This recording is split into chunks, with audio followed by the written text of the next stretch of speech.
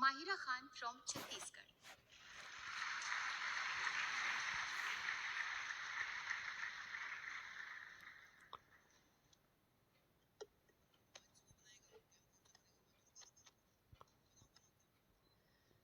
जब जब दहला विश्व हमारा, जब जब दहला विश्व हमारा, और जब जब बेमकसद खून बहा, चीन रूस जापान सभी ने भारत को एक दूत कहा, भारत को एक दूत कहा.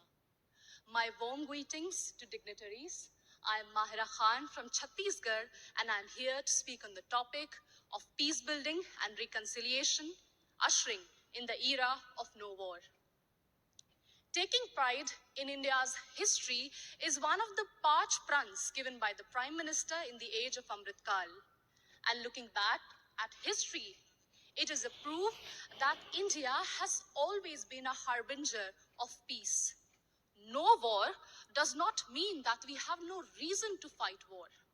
It only means that we give importance to peace by following values of compassion and forgiveness. It was the value of compassion that even after winning the war in Kalinga, Samrat Ashok decided to never wage a war and spend his entire life to preach the message of peace to countries as far as Greece. It was the value of forgiveness that even after the British sent our soldiers to world wars and our farmers to famines, Mahatma Gandhi still chose ahimsa and satyagraha for independence. Taking inspiration from India, Nelson Mandela also chose to forgive the apartheid regime in South Africa. My dear audience, like this year's theme, India for the World, India not only preaches but also practices Vasudhaiva Kutumbakam. In India's G20 presidency, we advocate for a multilateral world in which no one country dominates another country. When China dominated Indo-Pacific, India rushed to help and support ASEAN countries. It acted east. When Sri Lanka needed loans, India was the first to give assurance to IMF. It showed that we believed in neighborhood first. And when Turkey, Syria were hit by deadly earthquakes, India rushed for their aid. It showed our brotherhood. Remember, in 1945, after testing the first atomic bomb, Oppenheimer quoted from Bhagavad Gita, "Now I have become death, the destroyer of worlds."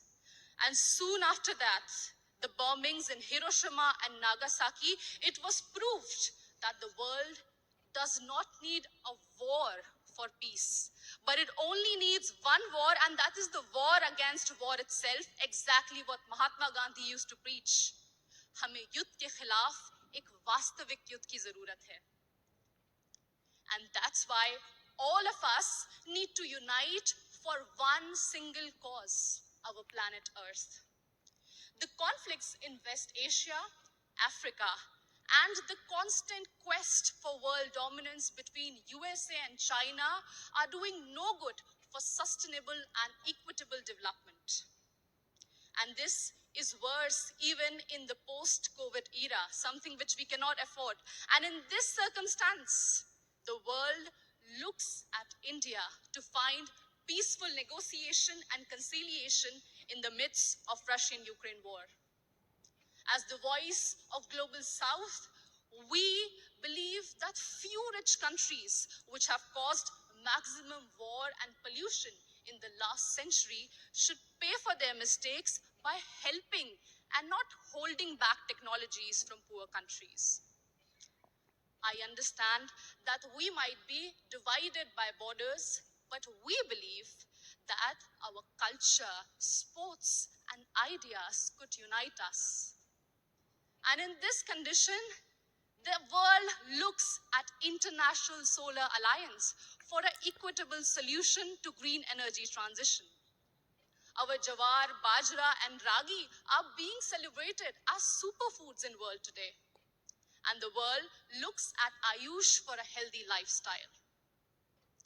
My dear audience, when one youth from Naxal-affected area of Abujmar in Chhattisgarh can strive and participate in international football.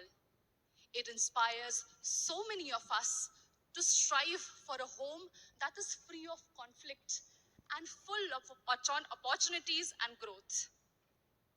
In us, in each of us, lies immense ability to solve any internal or external conflicts through peace, passion, and compassion. बढ़े चलो यही निदाए वक्त है।